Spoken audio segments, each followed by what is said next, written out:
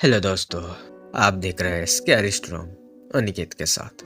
और आज मैं आपके लिए लेकर आया हूँ एक ऐसी कहानी जिसे सुनने के बाद शायद आप भी मेरी तरह हर बंद किताब से डरने लगे। आज की कहानी का नाम है वो कहानी जिसने सुनी वो मर गया। अगर उस दिन, उस घंटे, उस पल मैंने उस किताब को नहीं छुआ होता तो शायद मैं आज ये शब्द बोल पा रहा होता। नहीं, ये कोई कहानी शुरू करने का तरीका नहीं है। ये एक चेतावनी है, एक इशारा है उन सभी के लिए जो रहस्यों के पीछे भागते हैं। कभी कभी कुछ रहस्य ऐसे होते हैं जिन्हें जान लेना खुद को मौत के मुंह में धकेलने जैसा होता है।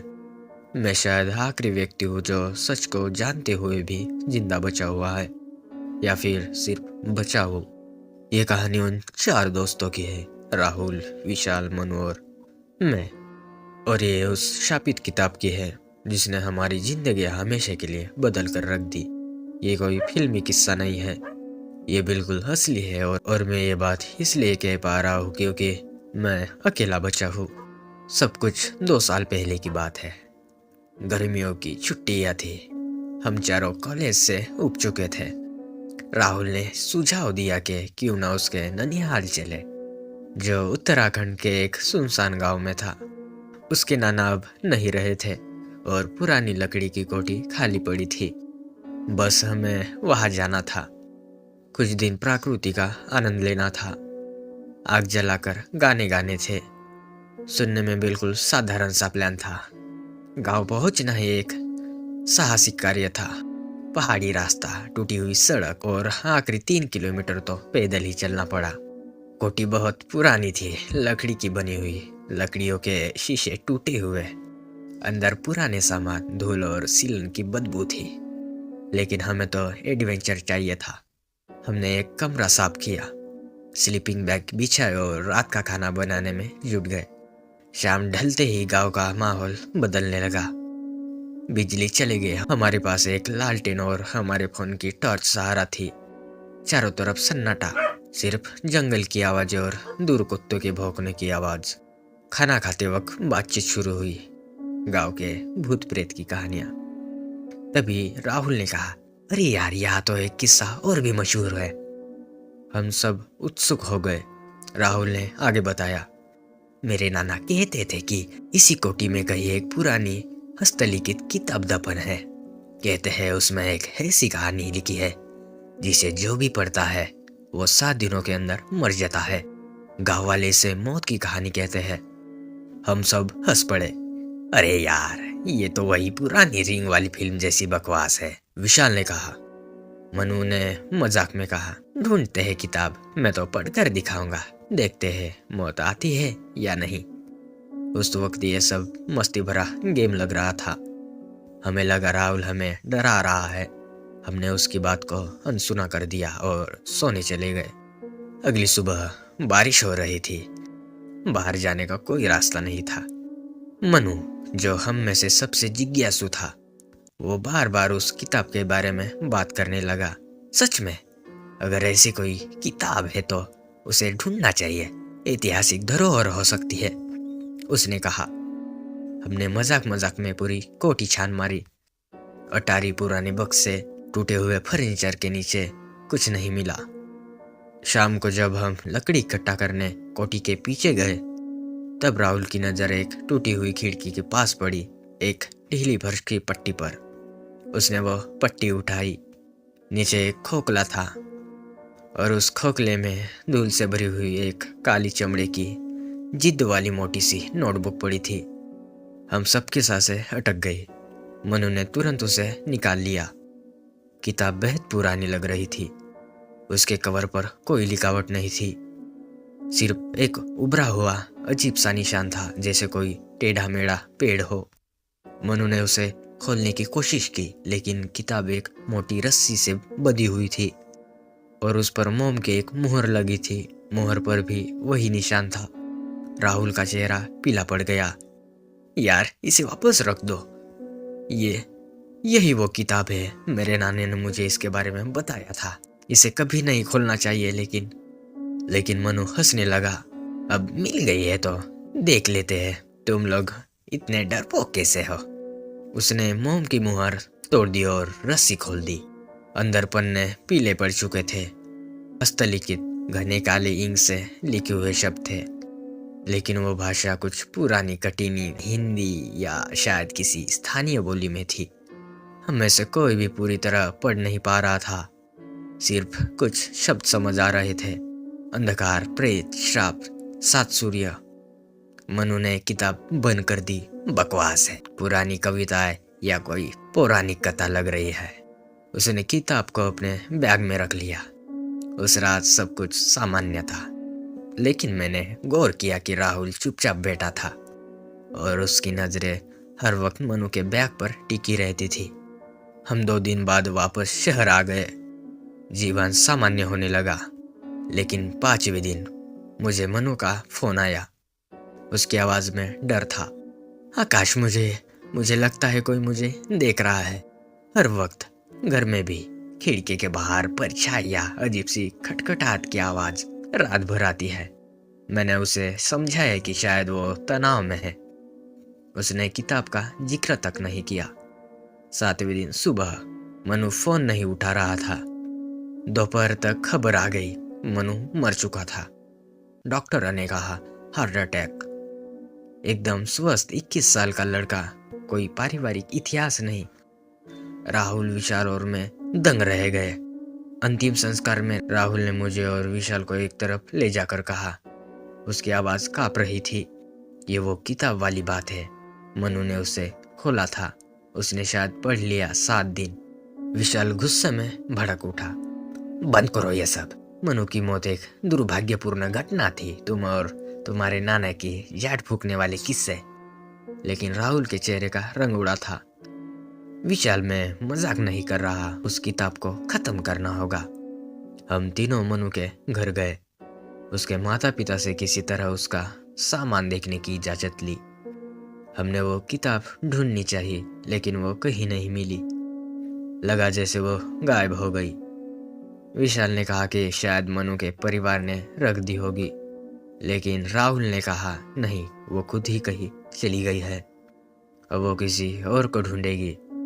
मैं डर गया था, लेकिन फिर भी मन में कोई ठोस यकीन नहीं था।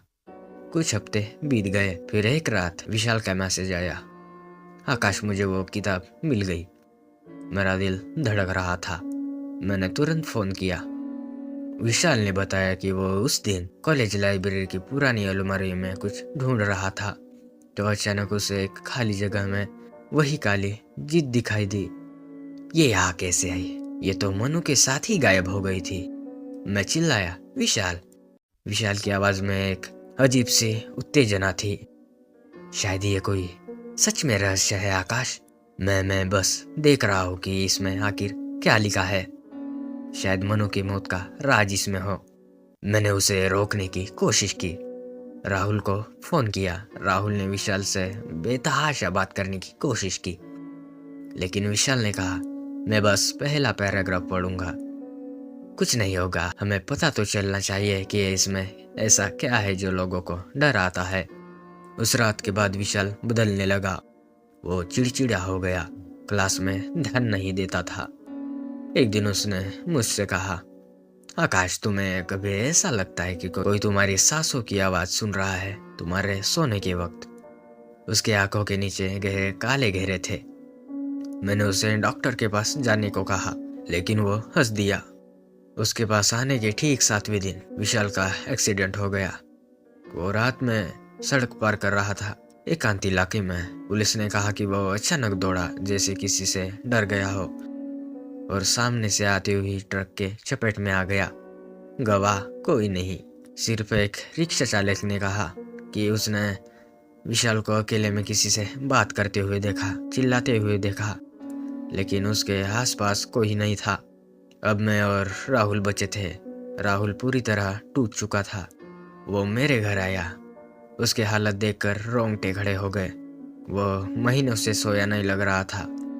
उसने मुझे बताया कि उसने नाना ने सच में उसे इस किताब के बारे में विस्तार से बताया था। ये किताब, राहुल ने कपकपाती आवाज में कहा, किसी साधु या ओझे ने नहीं लिखी, ये खुद उस चीज ने लिखवाई है। कहानी उसकी अपनी है, उसकी उत्पत्ति की, उसके दुख की, उसके श्राप की। और जो भी उसकी कहानी जान लेता है वो उसे अपने साथ ले जाने का हक समझती है। ये कोई भूत प्रेत नहीं है आकाश, ये कुछ और है, कुछ पुराना और बहुत ज्यादा गुस्से में।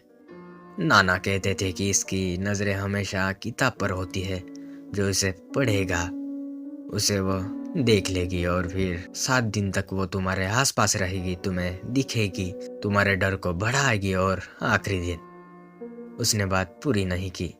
शरीर में सिहरन सी दौड़ गई। लेकिन राहुल, तुमने तो किताब नहीं पढ़ी, मैंने कहा। राहुल की आंखों में आंसू आ गए। मैंने नहीं पढ़ी, लेकिन मेरे नाना ने पढ़ी थी जब वो जवान थे, और ये राज मुझे बता दिया। उन्होंने कहा था कि कोई कहानी सुनने वाला भी शायद उसकी गिरफ्त में आ सकता है। मैंने उस दिन कोठी में वो जगह तुम लोगों को दिखाई थी। मैंने गलती से बता दिया था, मैं ही दोषी हूँ मोनू और विशाल की मौत का। मैं राहुल को समझाने की कोशिश करता रहा। हमने साथ रहने का फैसला किया, लेकिन राहुल पर बुरा असर पड़ चुका था। वो दावा करने लगा कि वो उसे देख रहा है, कोठी के खिड़कियों में, शीशों में, यहाँ तक के टीवी के बंद स्क्रीन पर भी। एक परछाई जिसका कोई चेहरा नहीं था, सिर्फ 2 गहरे खाली स्थान जहाँ आंखें होनी चाहिए, वहाँ। मैंने कुछ नहीं देखा, लेकिन राहुल की हालत बिगड़ती गई।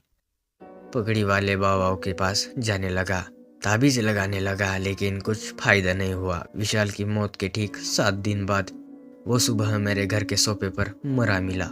डॉक्टर ने कारण बताया, तनाव से उत्पन्न दिल का दौरा। लेकिन मैं जानता था, राहुल ने वो कहानी नहीं पढ़ी थी, लेकिन वो जानता था, और उस चीज ने उसे भी नहीं छोड़ा। अब सिर्फ मैं बचा था, चारों में से आखिरी।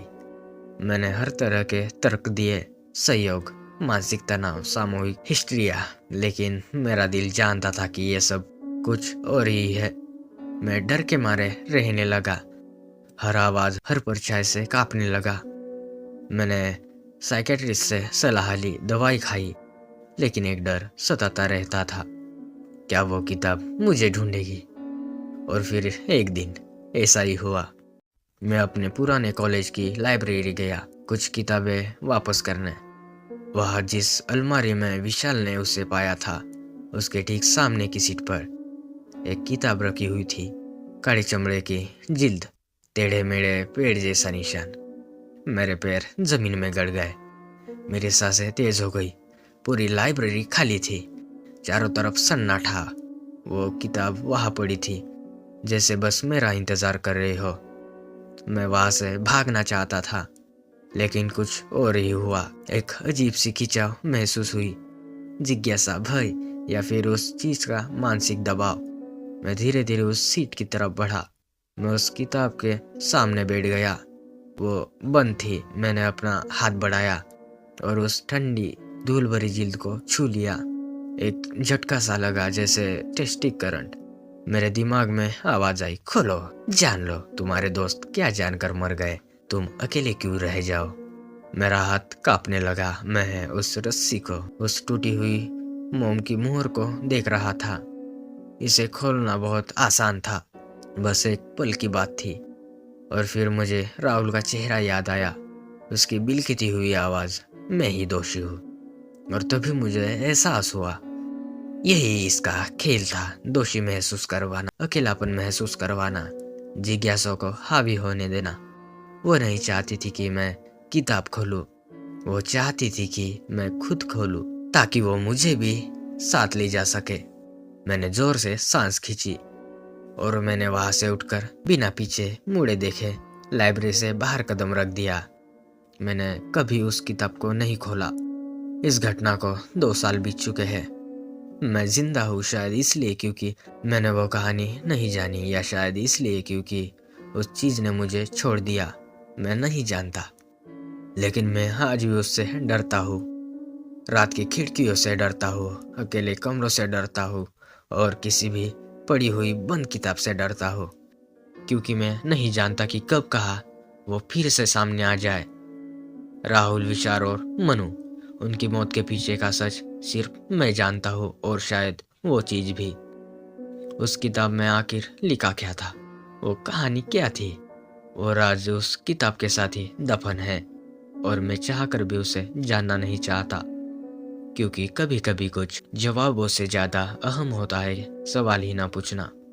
कभी कभी बचने का एकमात्र रास्ता यही होता है कि आप रहस्य के दरवाजे बंद ही रहने दें, चाहे वो दरवाजा आपके सामने ही क्यों ना खुला पड़ा हो।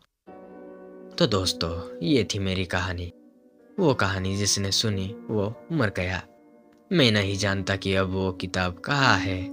शायद किसी और के रास्ते में पड़ी हो, शायद किसी और लाइब्रेरी की किसी सुनसान शेल्फ पर, शायद आपके आसपास ही कहीं। एक सलाह है मेरी, अगर कभी आपको कोई अजीब सी बंधी हुई पुरानी किताब मिले, खासकर अगर उस पर कोई टेढ़ा मेढ़ा पेड़ जैसा निशान हो, तो उसे न छुए, उसे न खोले, चले जाए।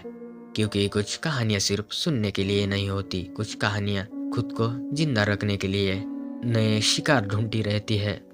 तो दोस्तों, ये थी वो कहानी जिसे जानने की कीमत मेरे 3 दोस्तों ने अपनी जान से चुकाई थी। अगर इसने आपको थोड़ा सा भी डराया हो तो इस वीडियो को लाइक और चैनल को सब्सक्राइब ज़रूर करें, ताकि मैं आपके लिए और ऐसी डरावनी कहानियाँ लाता रहूँ। Good night.